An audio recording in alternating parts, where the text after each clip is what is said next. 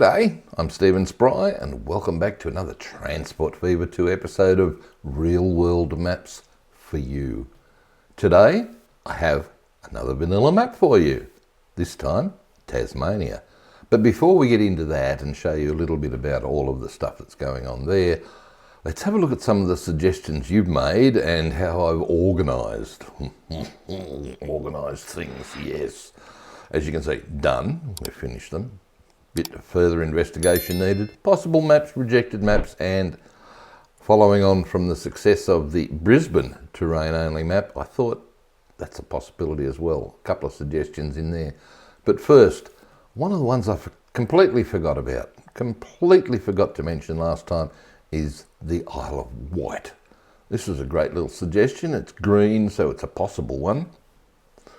Let's have a quick look at it. It has a National Poo Museum. Thank you for sharing that, Stephen. It also has a railway line which runs all the way down here from Ryde Beach. Oh dear. But anyway, that's in the possible list. Let's put on a serious face and let's see which of your suggestions have been rejected and why. And basically the main reason most of these were rejected was the fact that there are so many bloody streets on the suggestions. I tell you what, after last time around with Brisbane and all those spikes, I'm not going to do it. Can't possibly do it, which is the one I really wanted to show you. Baltimore, that's the fella. It's all urban area. I mean, there's massive freeways and harbour and it would be great, and there's probably heaps of train lines in there somewhere too, but the number of streets would kill me trying to make a map out of it, and then would never load on your computer anyway. So anything that has large urban content, not going to happen. I'm sorry. There were also a couple in there that I suggested. I mean, Elba, I only put it in there because City Planner Plays was doing a map of Elba, and I thought, yeah, why not? But really, nah. This fella, mid-north coast of New South Wales, it's two tiny towns and a lot of hill. So no, not going to happen. The one I had in Canada is basically all tundra. So that ain't going to happen either. So let's have a look at what was possible. I think I'll start with the terrain-only ones, okay? Just if I forget that the towns are there and do a little bit of repositioning on all of these, you will see Middlesbrough, Newcastle, both of them have large urban areas, but they do have nice rivers or harbours and stuff like that there. Portsmouth, nice harbour, lots of urban area though. Perth in WA, I like the idea of this one. Port at Fremantle, down the Swan River, all the way through Perth. But as you can see, lots of urban area. So we might have to go back to Perth of 1900 where there's nothing there. This guy, swing it around a bit so that you've got the river. You could have nice natural, I'd love that one, nice natural shaped river flowing through the middle of a map. That would be super cool. Meanwhile, over in Germany, speaking of rivers, the Rhine River, yes, and wow, look at the networks there. That could be, you got the high, if you just swizzle it around slightly so it's a bit flatter, you could get all those freeways and the road, not the streets, mainly the main roads, perhaps, with a lot of rail in that one.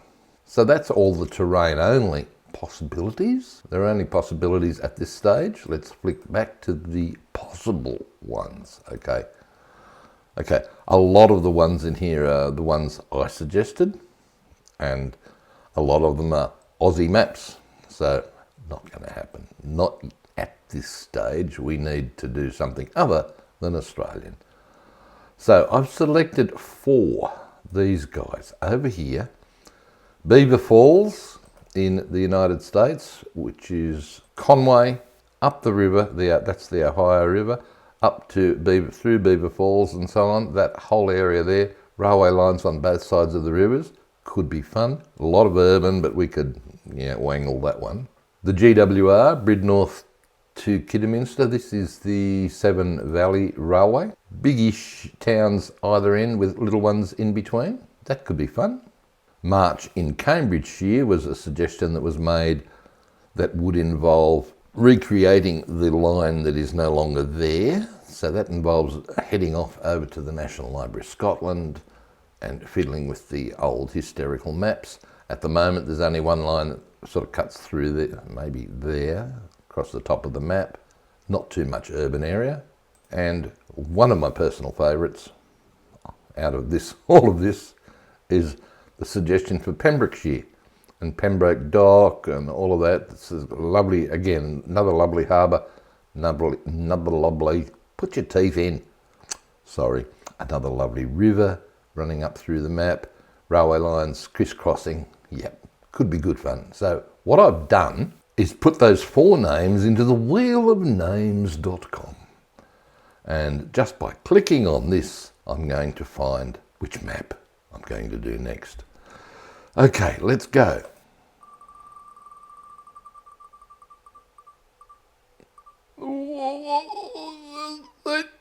Oh, Cambridgeshire. Yes, applause, please, Cambridgeshire. Woohoo! Which one was that? I don't know. I think that was the one that needed the... Yes, it's the one that needs to dive into the National Library of Scotland. Okay, that's our next map. Cambridgeshire. From there down to there with an old historical railway line, recreating it. Ooh, that sounds like fun. Welcome to today's Transport Fever 2 vanilla map of the island state of Tasmania. As you can see, it's a little to the south of Australia. Now, this is not the one-to-one map that I'm trying to create as part of the Real World Maps for You series, because if we look at the map sizes, it isn't 14 by 14 kilometres squared. No, unfortunately. It's actually quite a lot bigger than that. And if we look, it's basically 370 by 370 kilometres square. So it is real world, it's just been compressed a lot for this purpose. Now, this is a map I started in October 2024, got sidetracked, big sidetracked by something which is nothing unusual for me. So I've decided to finish it as part of what I'm doing for this series, just so I can get started on your first map, which is going to be a doozy. But anyway, let's have a look at Tasmania. Originally discovered in 1642 by Abel Tasman, named Vandemonia's Land after the Dutch East Indies governor. And the British, well, they came along in 1803 and settled with their third penal colony around Hobart area, 1804, up around here. And as you can see, by the roads, come back roads, where there we go. Most of the development has been along the north and down through the central area to the southeast. Not much at all over this side. Wilderness, too damn inhospitable for us humans.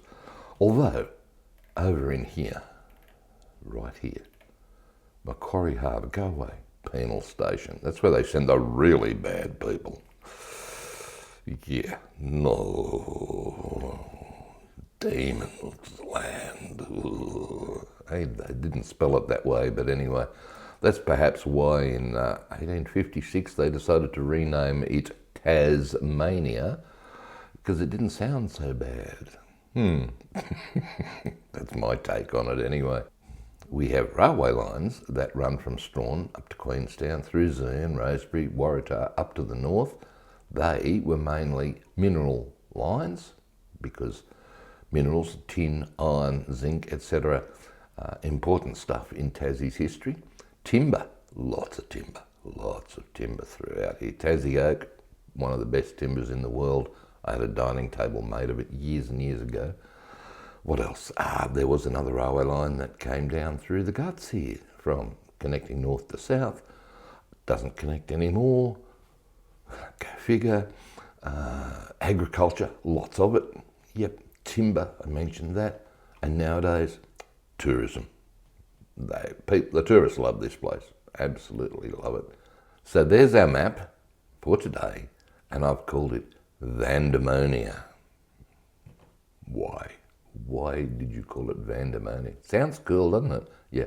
Actually, I think it was one of the names that was suggested as the alternative to Van Diemen's Land before they went for Tasmania.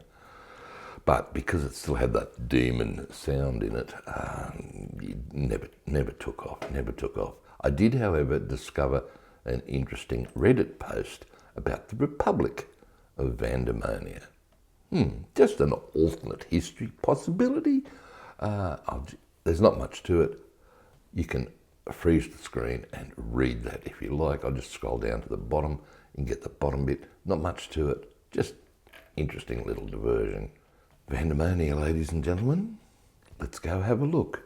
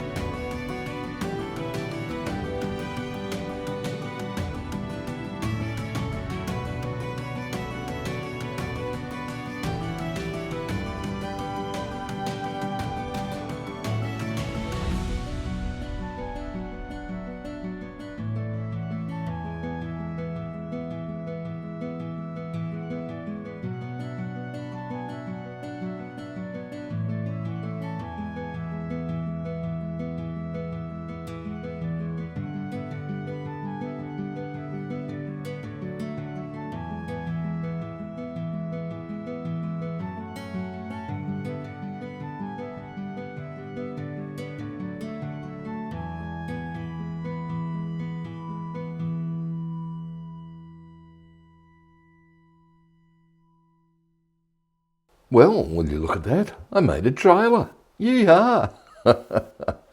Ah dear, I'd like to take you through a couple of the features of this new map, just to point out a couple of differences. Now, first up, there are no rail networks marked here. I suggest if you wanted to reproduce the railway lines, you check out the image that is available from Tassie Transit, whatever it's called. It's in the description below. The other main difference with the maps that I'm working on concerns player ownership. This time around, it's all AI stuff.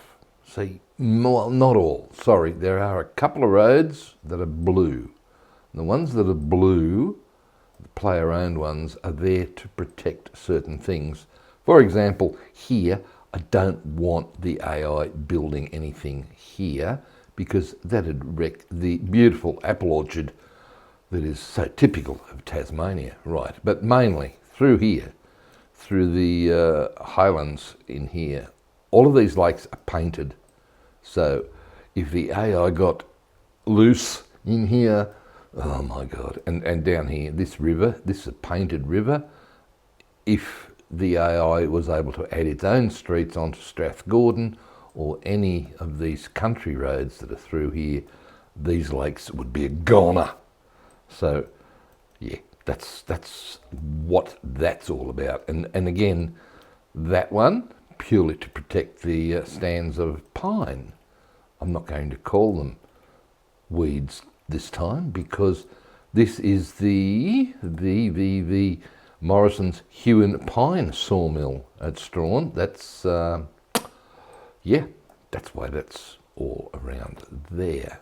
Okay, a couple of others in Rosebery here, just to protect the lakes again.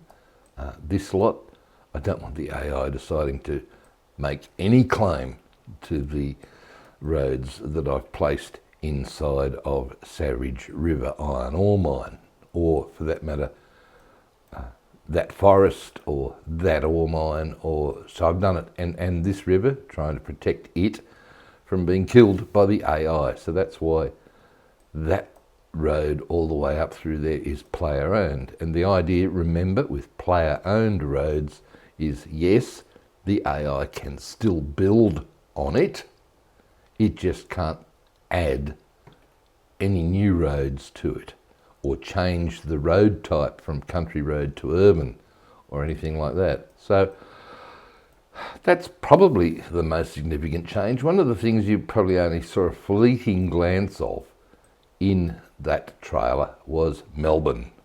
Yes, just to the north, on the other side of Bass Strait, just to the north of Tassie, is Australia, and the closest port is around Melbourne. So there's a few things. I've got all of the oil stuff happening in the overseas section because Tassie doesn't produce any oil, so that's why that's there.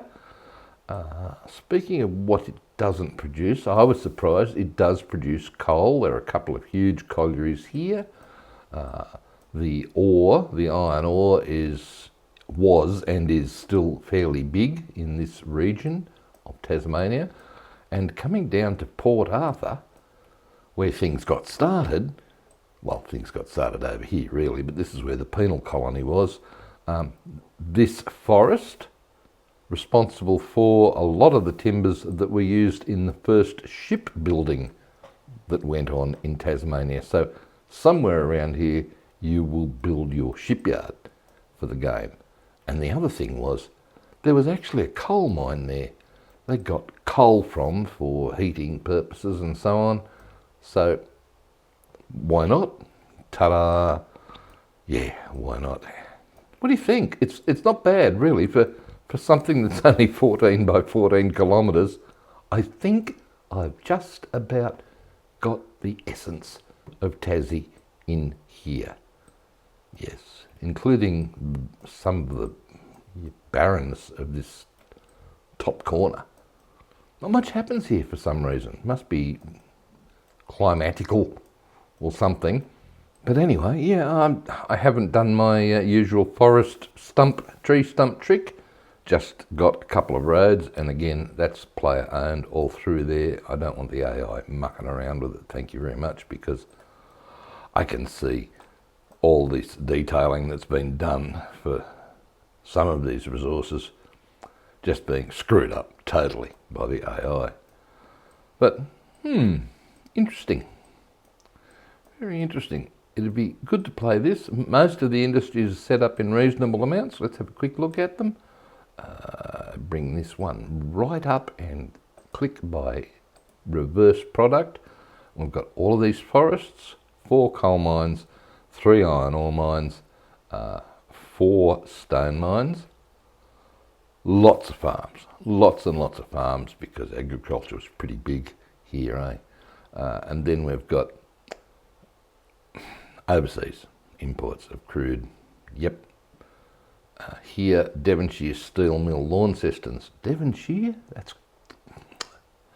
Devonport. Okay, couple of steel mills, just so that we can get things happening. 1, 2, 3, 4, 5 sawmills, so that you can make planks for tools. Burnie also has a chemical plant of sorts, as well as being an overseas chemical plant. Overseas oil. Government brickfields, where were they? Well, bricks being made in Tassie at the moment are basically made here, which is next to Launceston, which is why I've got 2 Conmat plants side by side. But there was a government one. You spelt that beautifully. I'll fix that before saving. Thank you very much. Dear, oh dear, oh dear. Should proofread everything, buddy. Yeah, well, this is where one of the first brickworks was. It's not there anymore, but we're going to need it for the early game. And remember, we're playing in 1870. Terrific. Next, please. Okay. Georgetown and New Norfolk machines factories. I don't know if there's any machines factories there. Overseas fuel coming in from Melbourne. Georgetown and tools. Again, I don't know whether Georgetown and New Norfolk have tools factories, but they do now. Okay, food being processed in several places across the map. 2 of them down near Snug. Snug, what a great name for a town, hey? Snug. Welcome to Snug. Yep, okay.